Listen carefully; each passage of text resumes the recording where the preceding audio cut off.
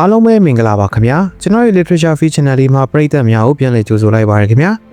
ဒီနေ့မှာတော့ကျွန်တော်ရဲ့ literature feed channel လေးကနေပရိသတ်များအတွက်ဖတ်ပြတင်ဆက်ပေးခြင်းနဲ့ဆောင်းပါးကောင်းလေးတစ်ပုဒ်ကတော့ဆရာပမော်သိန်းပေရေးသားထားတဲ့မြဝလို့သောအတွေ့အများ9စာအုပ်ထဲမှာစိတ်ဝင်စားဖို့ကောင်းတဲ့ဆောင်းပါးကောင်းလေးတစ်ပုဒ်ကိုရွေးချယ်ဖတ်ပြတင်ဆက်ပေးသွားမှာဖြစ်ပါတယ်ဆောင်းပါးကောင်းလေးရဲ့နာမည်ကဘဝရဲ့အကောင်းဆုံးအချိန်များလို့အမည်ရပါတယ်ကျွန်တော်နဲ့အတူတူဒီဆောင်းပါးကောင်းလေးကိုနားဆင်ခန်းစားကြည့်ဖို့အတွက်ပရိသတ်များကိုဖိတ်ခေါ်ပါတယ်ခင်ဗျာဘဝရဲ့အကောင်းဆုံးအချိန်များ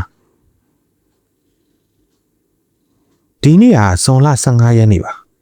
နောက်2ရက်ဆိုရင်ကျွန်တော်အသက်30ပြည့်ပါတော့မယ်ကျွန်တော်ဟာအသက်ကြီးလာလို့ငယ်ရွယ်နှုတ်ပြစဉ်ဘဝကအကောင်းဆုံးချိန်တွေကုန်ဆုံးသွားတော့မယ်လို့တွေးရင်စိုးရိမ်နေပါတယ်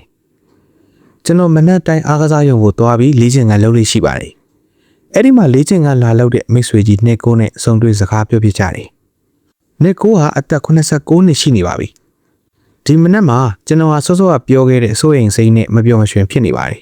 ။နှစ်ကိုကရေးမိလို့ကျွန်တော်ကိုဘာဖြစ်နေတာလဲလို့မေးပါတယ်။ကျွန်တော်ကလည်းစောစောကပြောခဲ့သလိုအသက်ကြီးသွားရင်ဘဝရဲ့အကောင်းဆုံးချိန်တွေကိုရရမှာမဟုတ်လို့စိုးရိမ်ပူပန်နေကြောင်းပြောပြလိုက်တယ်။ပြီးတော့ကျွန်တော်ဟာသူ့ကိုဘဝရဲ့အကောင်းဆုံးချိန်တွေဟာဘယ်ဟာတွေလဲလို့မေးလိုက်တယ်။သူကမဆိုင်မတော့ပဲအခုလိုဖြေပါတယ်။ငါရဲ့ဘဝမှာအကောင်းဆုံးအချိန်တွေကဒါတွေပဲကွာ။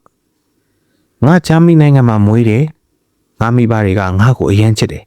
အရန်ကြည့်ဆိုင်တယ်ငါပူဇော်သမျှအယုတ်တွေကိုဝယ်ပေးတယ်အဲ့ဒါငါဘဝရဲ့အကောင်းဆုံးချိန်တွေပဲ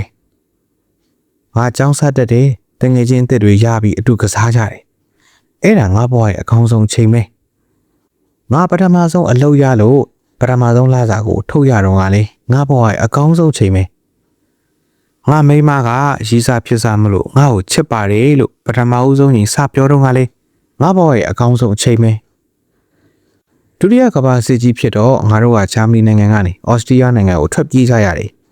နောက်တော့ငါတို့အမေရိကန်နိုင်ငံကိုရောက်သွားကြတယ်အဲ့ဒါငါဘဝရဲ့အကောင်းဆုံးအချိန်ပဲနောက်တော့ငါတို့ကကနေဒါနိုင်ငံမှာအခြေချပြီးသားသမီးတွေရတယ်သားသမီးတွေတက်တိုက်ဝုန်းဝုန်းနဲ့အလွန်ပျော်ခဲ့တယ်အဲ့ဒါငါဘဝရဲ့အကောင်းဆုံးအချိန်ပဲငါကလေးတွေဖြစ်လာပြီးကလေးတွေကြီးပြင်းလာကြတာကိုစောင့်ကြည့်ရတာငါဘဝရဲ့အကောင်းဆုံးအချိန်ပဲအခုငါအသက်89နှစ်ရှိပြီကျန်းမာရေးကောင်းတယ်စားစရာတော့ပူစရာမလိုဘူးငါမိမကိုစတွေ့တော့ငါလိုပဲချစ်နေစေပဲဒါငါဘဝရဲ့အကောင်းဆုံးအချိန်ပဲတကယ်တော့စိတ်ထားတဲ့လူဘဝမှာနေထိုင်ရတဲ့အချိန်တိုင်းစက္ကန့်တိုင်းကဘဝရဲ့အကောင်းဆုံးအချိန်တွေပါပဲအခုကျွန်တော်ပြပြတင်ဆက်ပေးခဲ့တဲ့ဆောင်းပါးကောင်းလေးကတော့ဆရာဗမော်သိန်းပေရေးသားထားတဲ့မျှဝေလို့သောအတွေ့အများ9စာအုပ်ထဲမှာဘဝရဲ့အကောင်းဆုံးချိန်များလို့အမည်ရတဲ့ဆောင်းပါးကောင်းလေးတစ်ပုဒ်ကိုရွေးချယ်ဖတ်ပြတင်ဆက်ပေးခဲ့ခြင်းဖြစ်ပါတယ်ခင်ဗျာနားဆင်သူများအနေနဲ့လည်းဒီဆောင်းပါးကောင်းလေးနားဆင်ပြီးတဲ့အခါမှာကျွန်တော်တို့ရဲ့ဘဝမှာအကောင်းဆုံးချိန်တွေကဘယ်ဟာတွေလဲဆိုတာကိုနားလည်သဘောပေါက်သွားကြလိမ့်မယ်လို့မျှော်လင့်ပါတယ်ခင်ဗျာနားဆင်သူများအနေနဲ့အခုလိုပညာပေးဆောင်းပါးကောင်းလေးတွေဘုဒ္ဓတာပေးဆောင်းပါးကောင်းလေးတွေကိုဖတ်ရှုခြင်းနဲ့ဆိုလို့ရှိရင်တော့ဆရာဗမော်သိန်းပေရေးသားထားတဲ့မျှဝေလို့သောအတွေ့အများ9မွေးစာအုပ်ကောင်းလေးကိုဝယ်ယူဖတ်ရှုအားပေးကြဖို့ကျွန်တော်ရဲ့ literature feed channel လေးမှာပရိသတ်များကိုတိုက်တွန်းလိုက်ပါတယ်ခင်ဗျာနားဆင်သူများအားလုံးဘေးရန်ခတ်သိမ်းကင်းငြိမ်းကြပါစေဒေါသခတ်သိမ်းကင်းငြိမ်းကြပါစေစင်ရဲခတ်သိမ်းကင်းငြိမ်းကြပါစေနှလုံးစိတ်ဝမ်းအေးချမ်းကြပါစေနားဆင်သူများအားလုံးဘေးရန်ကြောက်ကြဆင်ရဲကင်း၍ကိုယ်စိတ်နှဖျားကျန်းမာချမ်းသာကြပါစေအောင်ကျလို့ရဆန္ဒများလည်းတလုံးတော့ပြည့်စုံကြပါစေလို့ကျွန်တော်ရဲ့ literature feed channel လေးမှာနားဆင်ပေးခဲ့ကြသူတူတယောက်ချင်းစီကိုဆုတောင်းမြတ်တာပို့တာပေးလိုက်ပါတယ်ခင်ဗျာ